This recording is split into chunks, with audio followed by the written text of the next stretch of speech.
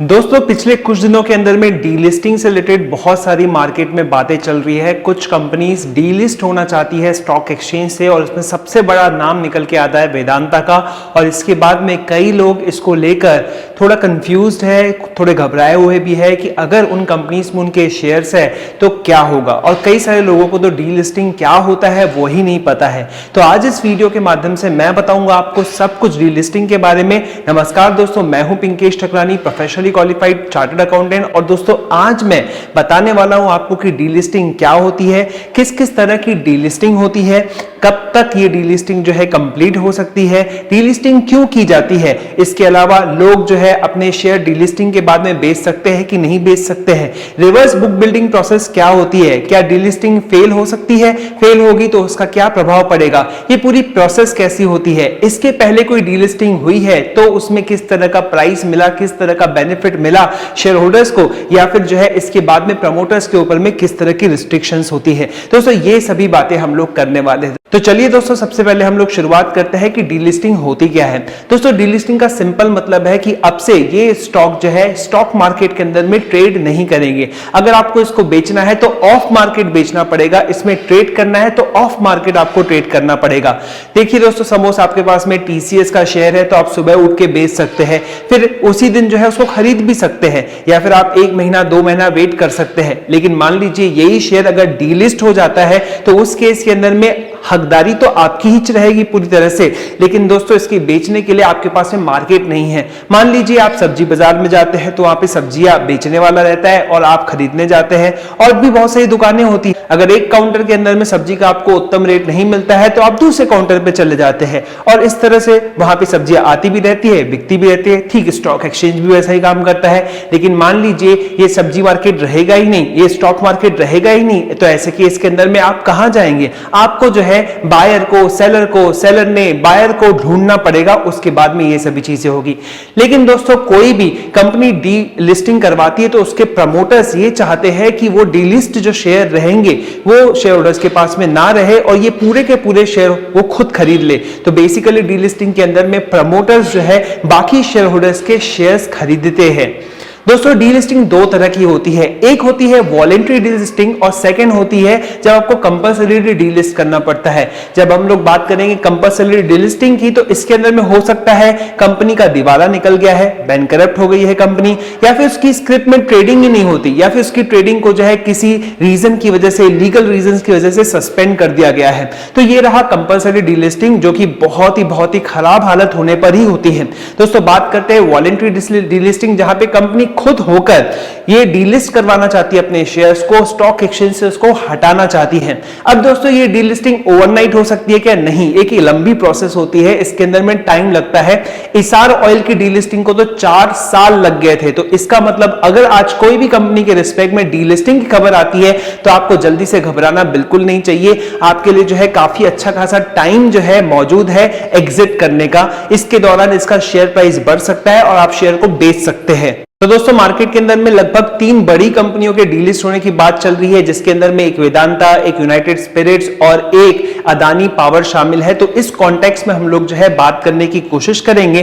तो दोस्तों सबसे पहले हम लोग ये जान लेते हैं कि इस डीलिस्टिंग की वजह से किस तरह का बेनिफिट जो है प्रमोटर्स को हो सकता है। तो दोस्तों यहां पर मैं बात कर रहा हूं सिर्फ एंड सिर्फ वॉलेंट्री डीलिस्टिंग की, क्योंकि दोस्तों ये तीनों कंपनियों की हालत इतनी खराब नहीं है कि बैंकरप्सी की तरफ जा रही है या इनके ऊपर में कोई लीगल क्लॉज लगाया जा रहा है। दोस्तों वॉलेंटरी डीलिस्टिंग के 3 रीजंस हो सकते हैं। पहला, क्योंकि यहां पर प्रमोटर चाहता है कि वो अपना स्टेक बढ़ाए तो कंपनी में उसका कंट्रोल बढ़ जाएगा।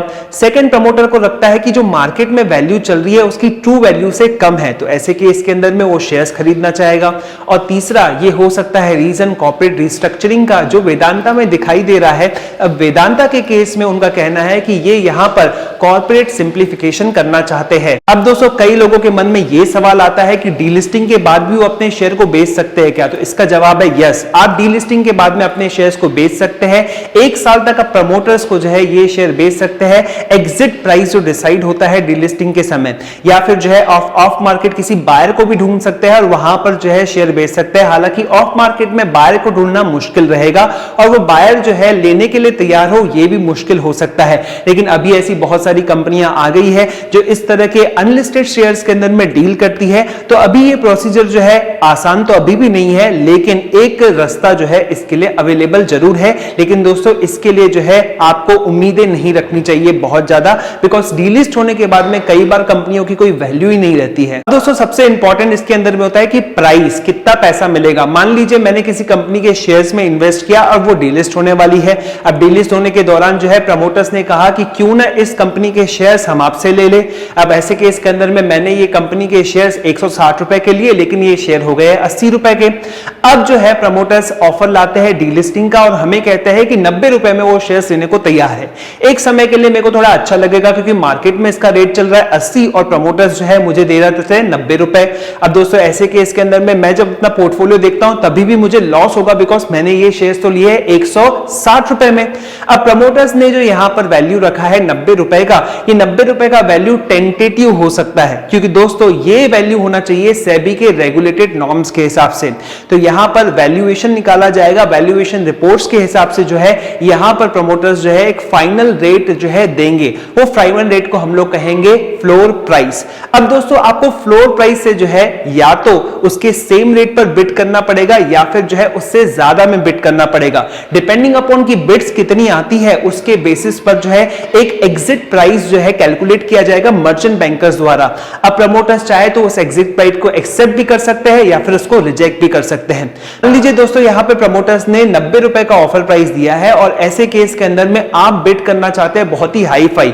मान लीजिए आपने जो 1000 रुपए की यहां पर बिड कर ली, लेकिन दोस्तों बाकी सभी लोगों ने उसकी बिड जो है 95, 100, 105, 110 रुपए में की। और ऐसे केस के अंदर में हो सकता है कि जो फाइनल ऑफर निकलता है, जो ऑफर प्राइस निकलता है, एग्जिट प्राइस निकलता है, वो होता है 110 रुपए का। अब दोस्तों ऐसे केस के अंदर में आपका जो बिड है वो रिजेक्ट हो जाएगा। अगर दोस्तों ऐसे बहुत सारे लोगों ने 1000, 2000, 3000, 4000, 5000 का रेट का बिड डाला, तो ऐसे केस के अंदर में हो सकता है डीलिस्टिंग ही कैंसिल हो जाए। और अगर दोस्तों डीलिस्टिंग कैंसिल हो जाती है तो कई सारे ऐसे भी ट्रेडर्स थे, कई सारे ऐसे भी लोग थे जिन्होंने ये शेयर्स इसीलिए लिए थे ताकि डीलिस्ट होने की वजह से जो प्राइस बढ़ रहा है उसकी वजह से जो है मार्केट में वापस से डीलिस्ट नहीं होने की खबर की वजह से सप्लाई बढ़ जाएगी और सप्लाई बढ़ने की वजह से इसके शेयर का रेट जो है वापस कम आ जाएगा। इसीलिए इसका जो नुकसान है उन लोगों को हो सकता है जिन्होंने ये पर्टिकुलर शेयर जो है डीलिस्ट होने की वजह से खरीदे थे। चलिए दोस्तों अब बात करते हैं हम लोग एसआर ऑयल की डीलिस्टिंग की। तो जब एसआर ऑयल का डीलिस्टिंग हुआ था उस समय इसका शेयर अराउंड 100 रुपए का ट्रेड कर रहा था और इसमें फ्लोर प्राइस डिसाइड किया गया 146 रुपीस का। और दोस्तों उसके बाद में आप देखेंगे कि इसके लिए विंडो खुला बिड्स करने का और फाइनली एसआर ऑयल के जो प्रमोटर्स है जिनका नाम है रोसनेफ्ट ने जो है प्राइस दिया 80% प्रीमियम पर, लगभग 262 रुपीस पर। तो यहां पर जो है काफी लोगों को फायदा हुआ। तो दोस्तों ऐसा हम नहीं कह सकते कि डीलिस्टिंग जो है हमेशा शेयर होल्डर्स को नुकसान ही करेगा।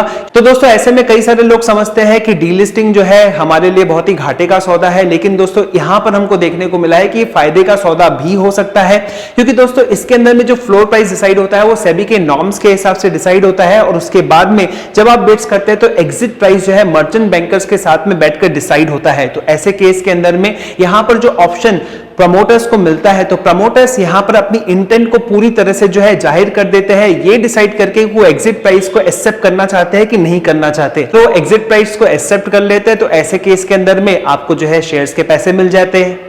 अब दोस्तों ये पूरी की पूरी प्रोसेस कैसे होती है तो आप स्क्रीन पर देख सकते हैं 11 पॉइंट्स मैंने लिखे हैं। तो इसके अंदर में बोर्ड मीटिंग होती है, उसके बाद स्पेशल रेजोल्यूशन पास होता है, सेबी के साथ में आपको जो है अप्रूवल प्रोसेस वगैरह करना पड़ता है, इसके अलावा एक सेपरेट बैंक अकाउंट खुलवाया जाता है और ये पूरा का पूरा रिवर्स बिग बुल्डिंग प्रोसेस वगैरह होता है। तो ये लंबी चौड़ी प्रोसेस है, एक ओवरनाइट प्रोसेस ये नहीं हो सकती है, जिसके बारे में पहले भी मैंने आपको बताया। डीलिस्टिंग के बाद में प्रमोटर्स के ऊपर में कुछ रिस्ट्रिक्शंस भी आ जाती है, जैसे कि सबसे पहले तो वो इस पर्टिकुलर शेयर्स में पिछले 6 महीने जब डीलिस्टिंग हो रही है उसमें किसी भी तरह का ट्रांजैक्शन नहीं कर सकते हैं। नंबर 2 दोस्तों, यही प्रमोटर्स जो है वो किसी भी तरह से शेयर्स में जो है आगे डील नहीं करेंगे, इस तरह की भी रिस्ट्रिक्शंस आ सकती है। साथ ही साथ वो कंपनी के फंड्स डीलिस्टिंग के लिए यूज नहीं कर सकते हैं। तो दोस्तों ये थी पूरी की पूरी डीलिस्टिंग की जानकारी और आई होप आपको ये डीलिस्टिंग की पूरी जानकारी पसंद आई होगी। अगर आपको ये वीडियो पसंद आया है तो लाइक कर दीजिए, अपने दोस्तों के साथ में इसको शेयर करना बिल्कुल मत भूलिएगा और चैनल को सब्सक्राइब करके बेल आइकन जरूर दबा दीजिए। चलिए दोस्तों, इसी तरह के और वीडियोस में लाता रहूंगा, तब तक के लिए नमस्कार।